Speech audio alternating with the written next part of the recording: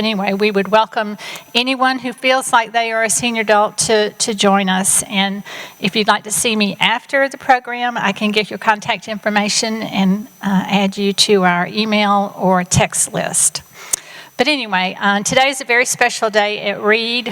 We are honored to have Isabelle here to share her important information with us. What an amazing young woman. She will have a question and answer session when she is finished with her presentation. So if you would hold your questions in your mind until she's finished. She is taking time away from her studies at school today, so we want to be mindful of her time. And again, we thank you. I want to read about this young woman because I don't want to miss a single achievement that she has mastered. This amazing young woman was 13 when she came across a book at a local bookstore that told the story of another young girl caught in sex trafficking. Isabelle felt compelled to learn more and soon realized that no one is immune from trafficking and that having a smartphone puts a child on traffickers' radar in ways very few parents realize.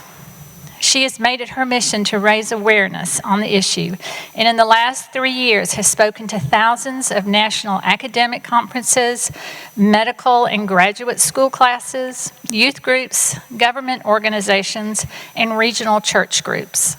Last May, she was one of 30 teen girls in the world selected for a fellowship for girls on their way to changing the world.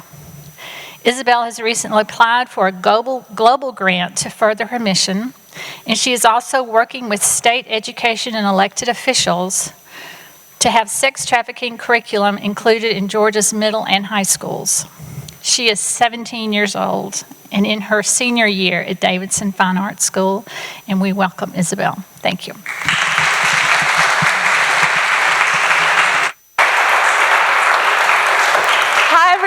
Thank you so much for coming out today. I know it is very hot and no easy task to come on over to wherever you are in town. Today, you've already heard a little bit about who I am, but I just want to give a little bit of an introduction before I jump right in, because I do have a lot of information to give y'all today.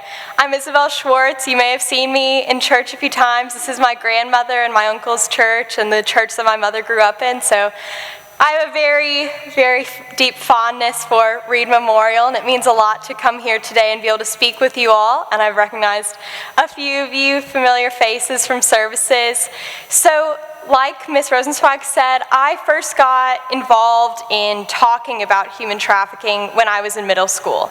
And that did not immediately begin with what I'm doing today, speaking to large groups of people that I know or do not know. It really began with me having conversations with my parents and just realizing the true divide we had in topics that were dinner table acceptable and topics that we pushed off as someone else's problem. So when I read the book that Ms. Rosenzweig mentioned, it was called Sold by Patricia McCormick. It was not only my introduction to the topic at all, because I grew up like almost everyone I know where we were not told anything about sex trafficking. We didn't know what it was. We didn't know we were at risk. We didn't know if it was going on right in front of us because we didn't even know it existed. So when I read the book, it was all of a sudden, wow, what is this underground world that's so prevalent and yet so pushed aside, and why is it not being talked about? And so I got further and further invested, and I realized, okay, this isn't a developing country issue. This is a United States issue. This is a Atlanta, Augusta, Georgia issue. And so, of course, that made me more willing to talk about it, and I got very different responses. So there were the group of people who were supportive, like many of you, I'm sure, today, who wanted to talk about it and address the community issues that we were facing. And there were the group of people who got very scared and did not want to talk about it, wanted to leave it in the dark for girls like myself who didn't know about it to be at risk. So I thank you all so much for coming here today. I'm going to say a lot of statistics and a lot of numbers today, and I want to just clarify that every number, every statistic you hear, these are conservative estimates. So they really are much larger because so much of this industry is underground and under the radar of the people who are reporting the statistics we have today. So these are all conservative estimates. So if I say 20,000, it's probably more like 30 or 40,000. And that is because so much of it is under the radar, and I'm going to talk about how social media has helped with that. I also want to clarify some terms before we begin. I don't know how comfortable everyone in here is with the topic of sex trafficking, but just to get it out of the way. So some terms that are important to know that you'll hear me referencing a lot: pimps, exploiters, traffickers. These are the same person. They are the people who are actually taking victims, selling them, arranging for them to be sold, providing the little they provide for victims. They are really the head of victims being groomed and sold. And pimp is the more common word, but we are phasing out of using that word. We're trying to lean more towards exploiter, trafficker, because pimp nowadays has become a synonym for cool.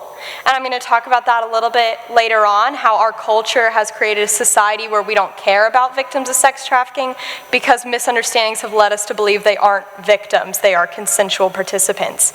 So pimps, traffickers, exploiters, same thing.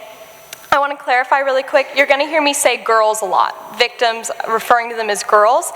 That is because most data and statistics are on girls. There are boy and girl victims. It's just harder to find data on boy victims because 99% of buyers are male, and that statistic is the same for girl and boy victims. So when a boy is rescued from the sex trade as opposed to a girl, they are dealing with double the stigma. Not only were they a victim of sexual exploitation, they are now being perceived as gay and having to deal with the repercussions of that. So those are the two main things I want to clarify right off the bat. Now I'm going to jump into some numbers. So human trafficking is not only sex trafficking. There are two branches. I, of course, am here to talk to you today about sex trafficking, which is the vast majority of human trafficking. And then there's a smaller percentage that is labor trafficking. So the difference is, of course, sex trafficking is sexual favors, sexual behavior, or any type of exploitation in that manner that is being exchanged for goods, services, such as money, food, shelter, anything that can be considered a necessity to life or survival. And then labor trafficking is more this traditional form of slavery where it's working on land, maybe working for free at a clinic, or in exchange for maybe citizenship in the country, or money for their child, anything that is vulnerable and they need assistance in that someone who's looking to abuse can take advantage of. So I'm talking about sex trafficking today. So human trafficking globally makes around $32 billion a year. Again, conservative estimates. In the next few years, sex trafficking is expected to surpass the profit of drug trafficking because drugs are not renewable resources where humans are. When traffickers groom and manipulate and take the time to recruit a young girl or boy to be a victim and eventually trap them, they see that as a long-term investment. So with drugs, while you buy a drug, you sell a drug, and that's the gist. With humans, you can have the same person and exploit them over and over and over again, and you are still making the same profit margins. Of course, there is difference in what victims make. So what we're seeing is the younger the victim, the more they get. In the United States, the average entry age of victims is between 12 to 14 years old. That is when they are first prostituted or first sold. However, what we're seeing is that number is rapidly declining. So while the average a few years ago was 12 to 14 years old, more and more we are seeing that it's 2-year-olds, 3-year-olds, 4-year-olds. There was a recent bust nationwide led by the FBI, where victims and traffickers were rescued and arrested across the country. So across the country, there were a few in Augusta, a few in Atlanta, victims who were rescued, most minors, and the youngest victim rescued was 3 months old, who was sold by a family friend for $300. So what we're seeing is it really is never too young to have this discussion with someone, because while you are afraid of introducing a topic that is uncomfortable and hard to speak about, traffickers are counting on you being afraid to introduce them to it. They are counting on your child or your cousin or your niece or your friend not knowing, and therefore being that much more vulnerable to getting trapped in something they didn't realize what was happening to them. So I gave you a little bit of information about the nation, what it looks like in the nation. So over half of all money that is made in the sex trafficking world, the entire world, over half of that is coming from industrialized countries. So like I said before, a very common misconception about sex trafficking is, well, that doesn't happen in civilized communities. That doesn't happen in my country where we have incredible health care and insurance. That is in terrible countries where there are dictators and there are exploiters on the streets. It is everywhere. Like I said, it is in Georgia and Augusta. Something I grappled with a lot when I was first introduced to the topic is, okay, how do I balance this persona, this buyer, who is blending in with society while also paying for children for sex? How do I balance that with the man I've always been raised with, the Southern gentleman, the Georgia man who holds the door, who pays for the check, who is also buying children? How do you balance that? So when we're looking at buyers, typically the profile is white, married, fathers, and have a disposable income. Usually they are between the age 18 and 89, the median age being around 43. And so the reason for that is these are men who are already established. They already have the wife, the kids, the money, the career. So then, whether it's boredom or any other motive really, they will typically travel between 30 and 60 miles away from their hometown or their primary residence to pay for a victim because they do not want to be recognized.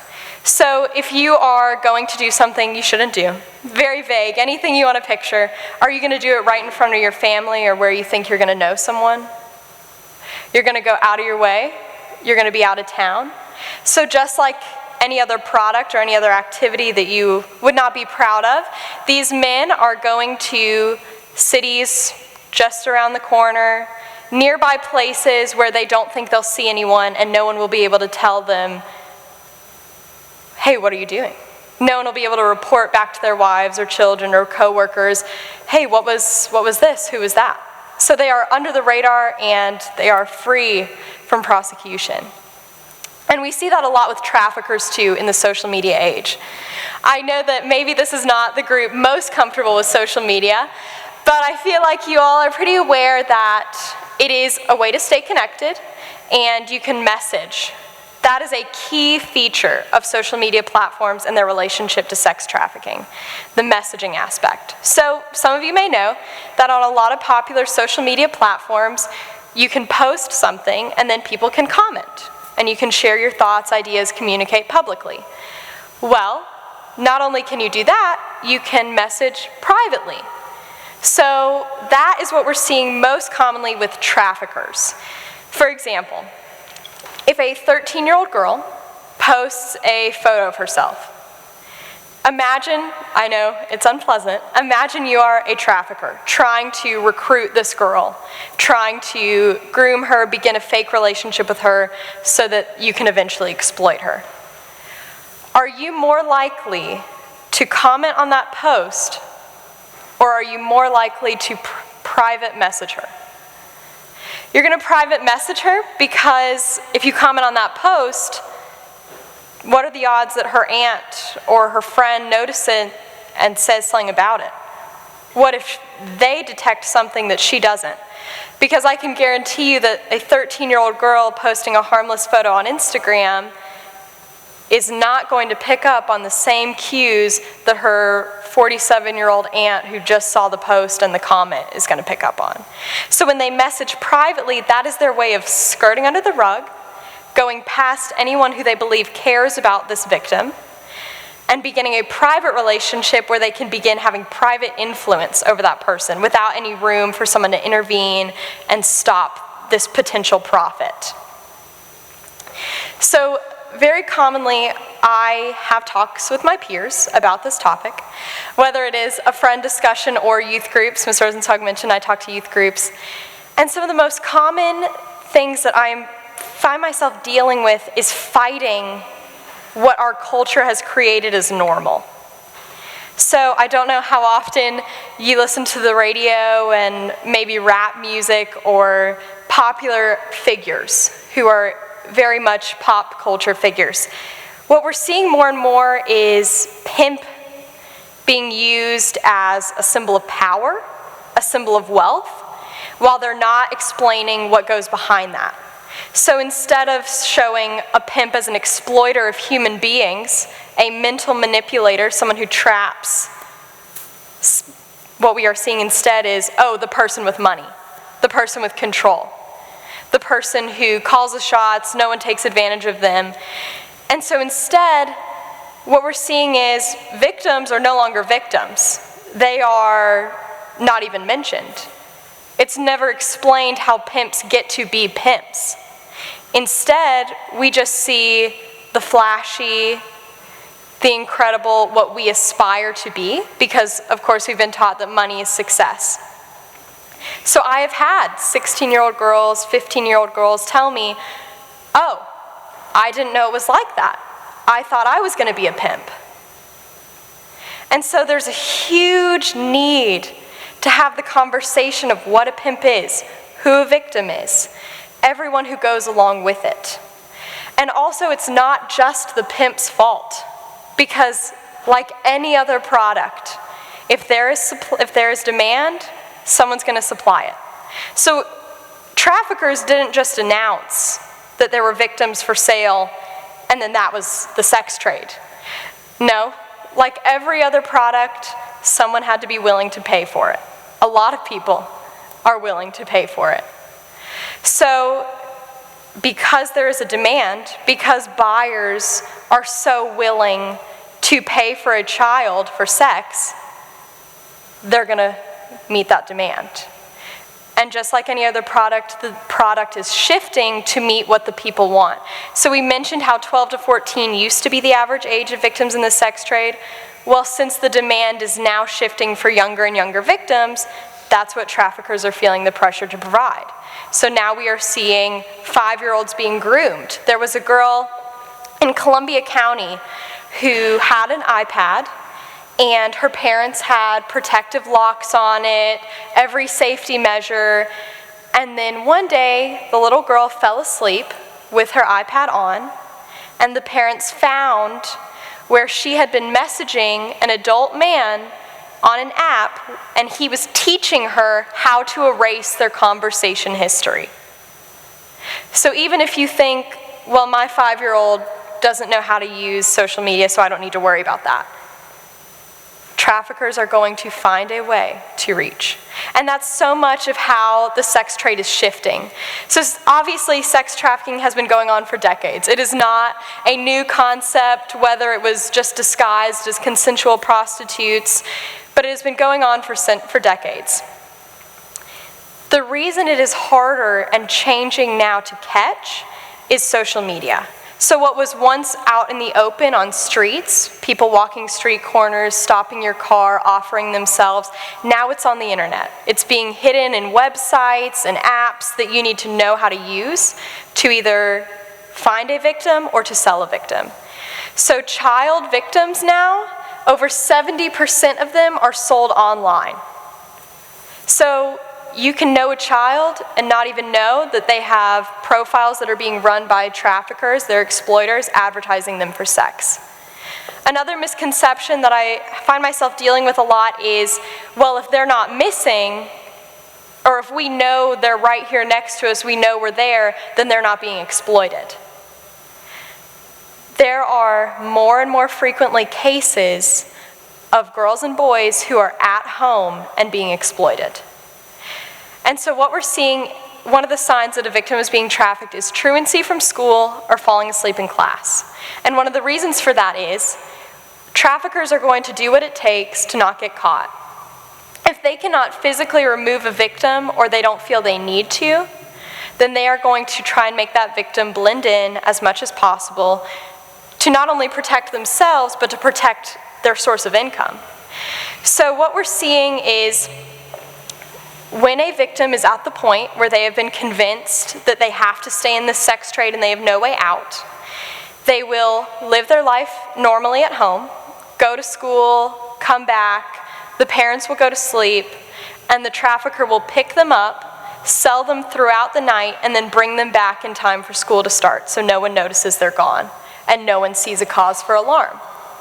And you're probably thinking, well, if it's so terrible, if it's right under their nose, why don't these victims say anything? Why don't they speak out to their parents who are in the other room? Why don't they say something to their teacher? They have been manipulated to the extent that they do not see that as an option. There are two types of exploiters. They're called the Romeo pimp and the gorilla pimp. Gorilla pimp is what you see in movies. This is the throw you in a van, beat you, kidnap you, physically make you perform these sexual acts for favors or just to live another day. Romeo pimp is what is on the rise. It's exactly what it sounds like.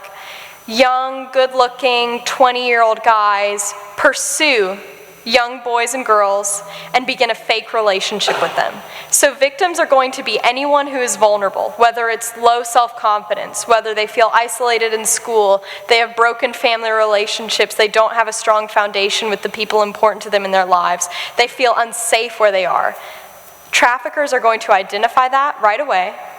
They're going to target and then begin grooming that person where they fake a sense of care, a sense of protection, anything this victim feels that they lack, and all of a sudden are finding in the form of this trustworthy person.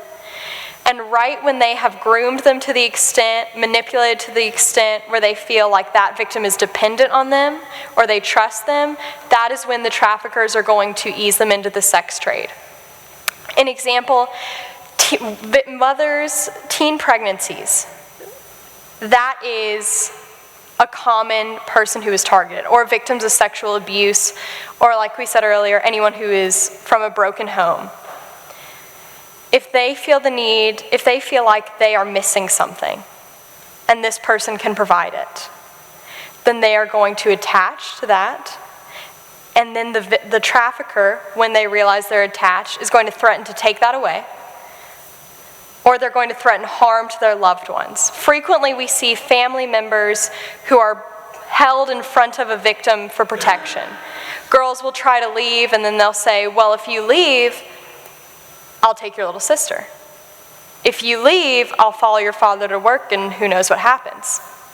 If you leave, I'll show this video I have of you before you decided you wanted to leave, and I'll show that to your family, I'll show that to your school, I'll show that to your youth group. So much of the cycle of sex trafficking is based in stigma and based in the fear that they are going to be blamed.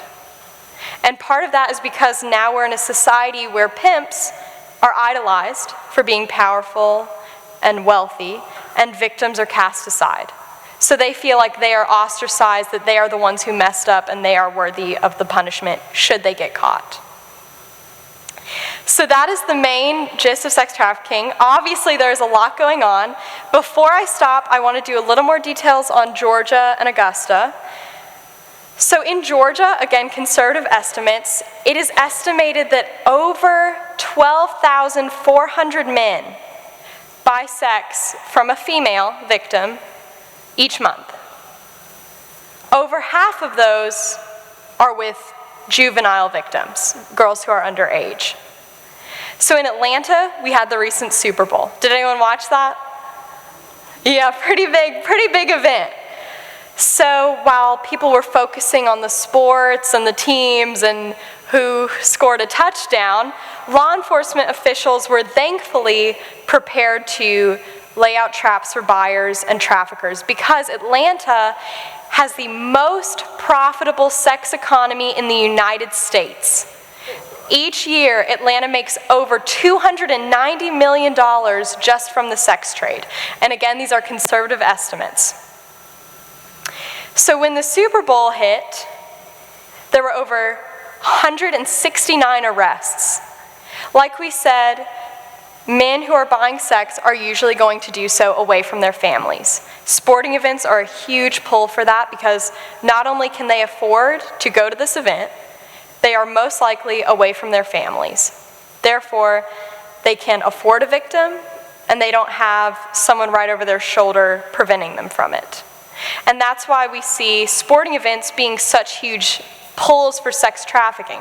So this past year, when the largest sex economy city was paired with the largest sex trafficked event, there were a lot of arrests. And I'm not sure if people are familiar but Robert Kraft, the owner of the Patriots football team, he was recently arrested for buying sex with children and running a spa where sex victims were forced to sleep overnight. And of course, they were hidden under the persona of a spa. And there was a whole string of Florida spas collected to each other that he was involved with. So we talked about sports events, Augusta. The Masters is a huge pull for victims. Like any other sports event, these men have the money, they have the means. So victims are not only local, but they are actually brought in from other countries and other cities to be sold to these buyers during this period of time. So that is where I want to conclude today, just thinking about Augusta and its role in sex trafficking. I would like to open the floor up for any questions. Oh, yes?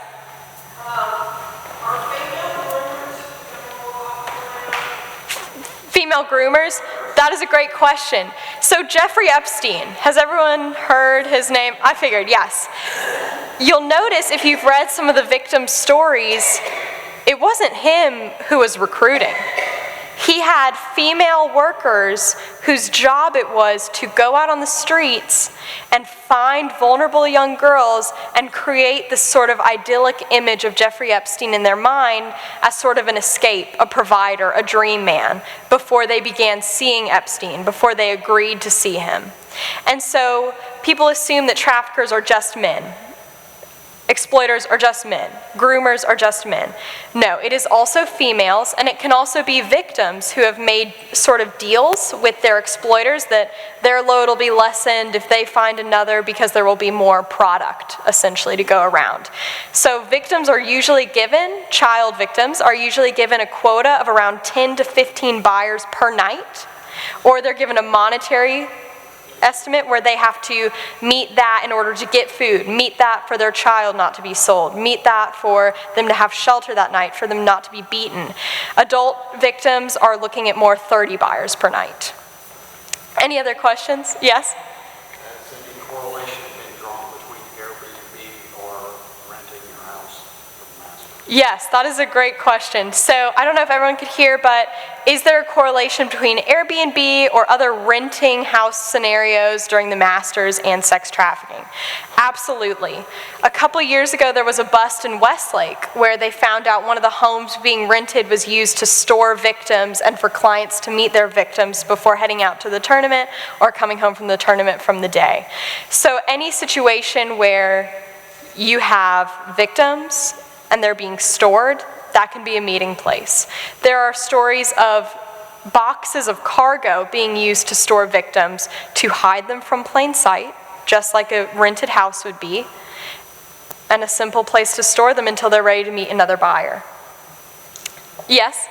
So what can the average person do to help against this? That's a great question. So the average person, you've heard me say that family friends have sold victims, that buyers, these men that we know from society, we know in our communities, they can be buyers. And so in my presentations, a question I get a lot is, well, who do you trust? And my answer to them is, you be the person they can trust. If they are being sold by family friends, if they are at risk of being trafficked because they don't have a strong figure in their lives or they don't feel secure in some aspect of themselves and their lives, you need to be the person that makes them feel safe, makes them feel stable, gives them a healthy relationship instead of one that is controlling and depending on their attachment. So that's my answer, yes. Any other? Yes?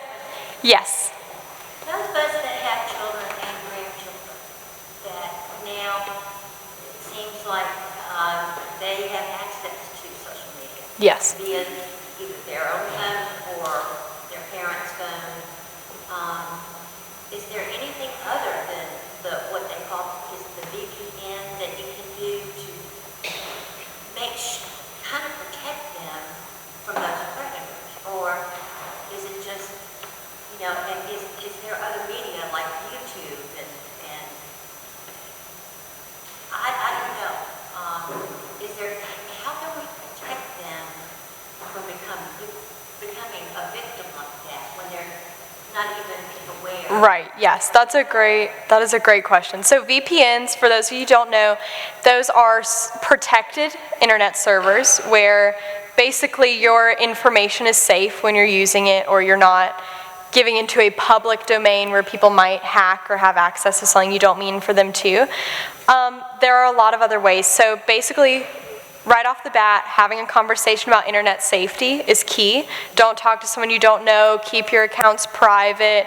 If you're not sure who this person is, maybe check with someone before interacting with them. I mean, that is preventative in itself. Second of all, what we're seeing more and more is traffickers utilizing technology that we don't even know about. So there is an app where if you post a photo, a trafficker can hold their phone over it and find out where that photo was taken. And that may not sound harmful, but what that is it allows the trafficker to notice a pattern. So if you upload a picture of your granddaughter at the park on Saturday at 5, and then the next week you do the same thing at the same time, a trafficker can notice, okay, well that's where they'll be at this time, and this is a pattern, and they can take two steps. They can either begin a pursuit of that person, form a relationship with them, begin the grooming process, or they can kidnap that child and just skip the whole thing. So there are apps that combat that. There are apps where you can take what is called the virtual location off of an image. They are not free, but you take a photo and before you upload it, you erase. It will erase for you the location and any other incriminating information that you wouldn't want someone to be able to hold over you. Yes. Thank you. Any other questions? Yes. The first encounter with this aside in literature was at the restroom on the Georgia I-20, and there was this, I closed the door of the stall, and maybe this was 4 or 5 years ago, and boom, there was a poster. If you notice anyone being quiet and standing to the side, call this number. Now, I can't remember the number, but are there agencies that actually respond? Yes. Absolutely. So there are a series of numbers you can call. There is the Trafficking Hotline, which is the most common one. Then there are also missing children, at-risk children hotline, because like we said, victims are vulnerable, so they could be runaways, foster care, or they could be missing if they've been abducted. And if you call them, they will point you out to your next step. Or if you intervene with the victim and you're able to get them alone or actually leave with them, which would be remarkable. There are, not everywhere, but in some cities and states, there are sort of shelters where these victims can be rehabilitated and moved as far away from their trafficker as possible. So traffickers do not just operate in the city they're in. In the nationwide bust, FBI bust that I mentioned earlier in this speech, there were 120 traffickers rescued across the entire nation. Half of those were in Georgia, because they can operate way beyond Georgia from where they are because their networks expand so wide. So when a victim is rescued, when someone calls a hotline, when someone gets them away, they are taken as far away as possible to the farthest away shelter where it is believed their trafficker will not have contacts. I was interested because the instructions said, do not approach them, Yes, but call this number. right. I guess the do not approach is because someone is watching. Right, and one of the reasons they put those posters in the bathrooms is although there are female traffickers and female groomers, most of the time they're going to be male and most of the time the victims are going to be female. So that is one of the situations where they are finally separate, where the trafficker and the victim are not tied to each other and you can intervene. However, I think they do not want, I think they're trying to prevent maybe the victim being afraid of an outside source because they've been so conditioned that that's only going to make things worse for them, and they would rather you consult them first before making a move. Yes? Have you know that's a legitimate poster by a law enforcement and not somebody who is actually legal? That's a great question. So one of the benefits of smartphones, I've spent a lot of time bashing them. One of the benefits is you can simply Google whatever it says. It should say this hotline, this number, this society. You can Google to make sure that is the right number. And if it is, then it's the real deal. Any other questions? Yes? Do you have any other tips or ideas when you may suspect, because you never want to falsely accuse or Right. do anything, but how do you protect if you kind of suspect that might be going on? Yes, that is a great question. So my key tip really that I give is it's not one thing that you say something, it's a combination of the things. So signs that someone is being trafficked or about to be trafficked, we talked about truancy, falling asleep in class, sexualized behavior, very inappropriate clothing. This is them trying to cope with the new role they've been forced into, trying to normalize the trauma that they're going through. Also hanging out with new groups of people that are gang-like, or maybe they've recently left home, they're in a foster system, they're having an unstable home life. This all puts them at risk. Another key thing is if they are boasting about having a lot of money, all of a sudden have a lot of flashy items, designer handbags, expensive jewelry. This is likely being provided by their trafficker during the grooming or the wooing process. And then another key thing is tattoos. So if you are noticing a few of these signs and you also notice that this victim has a barcode tattooed or has a man's name tattooed on them, this is a form of identification of property. So traffickers will get barcodes or man's name tattoos on their victims to symbolize that this is my girl, this is my victim, this is my product. Like you write your name in your t-shirt or something you don't want to lose. It's a form to claim them. And a lot of times victims will be surrounded by other victims who are being led by the same trafficker, and those girls or those boys will have the same tattoo to identify that they belong to this trafficker. Yes? Is it possible if 311 for Richmond County and Columbia County set up, you don't have any place, don't have to go to call it all of a sudden you run into something? Does 311 have the information without you to call? I have never personally talked about this with 311. I'm not sure the extent of their knowledge or their extent of what they know to do the next step is if you suspect something. If they are government people, government organized, I'm sure they would be trained at least somewhat and they would know maybe the next move but not the next three, or they would at least be able to direct you to something else. So I think if that is your only resource, it wouldn't be a waste. I do not know how effective it would be. Thank you. Yes? That is a great question. Why do we hear so little about this? Well, it has been shifted entirely in favor of the abusers. So we talked a lot about how there's a lot of misconception about the relationship between victims, buyers, and traffickers. And so while we are seeing pimps rise in sort of social appreciation, victims are dismissed because their problems don't really fit with this image we've created of easy money. Also, like Jeffrey Epstein, the people who are fueling the trade are the people with the power. So I'm often asked, well, why don't we have laws? Why don't we take this to the Supreme Court? Why don't we have more proactive measures to stop sex trafficking or make punishment harsher for those who are participating in it? And the reason is a lot of buyers are lawyers, attorneys, government officials, people who have the power to make that change and who are either protecting themselves or protecting someone who made a deal for them, made something happen for them, favors, a cycle of favors. And so that's why it's so important for community members like you and I to be the ones to pressure that change, to make the change for them, to show that we aren't going to let the topic slide, we aren't noticing that they're pushing it aside.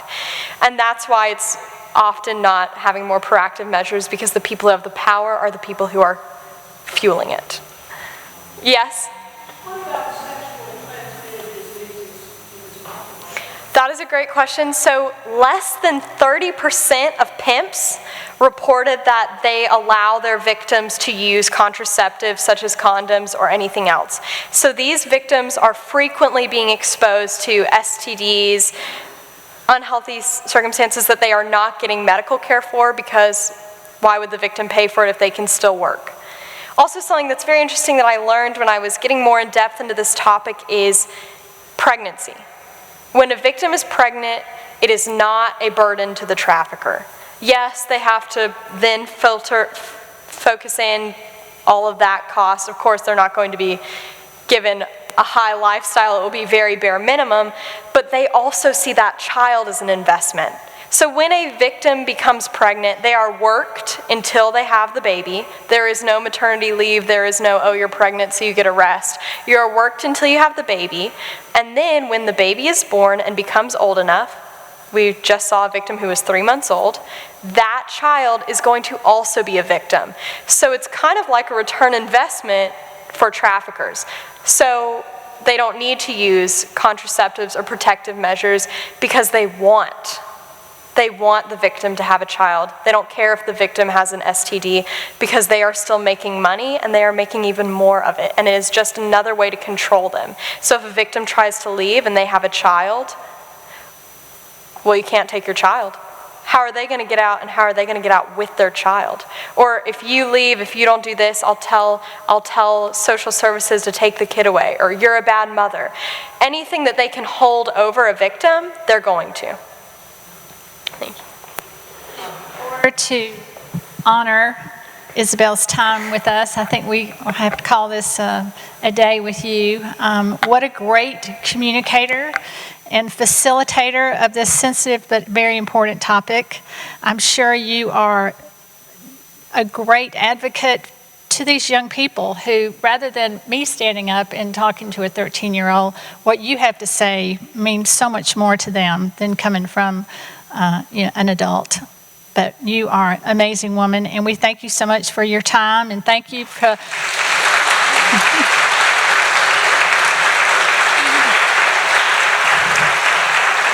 And thank you to Martha and your mom for helping to get you here and get everything, all the dotting the I's and crossing the T's to make this happen. I thank you so much.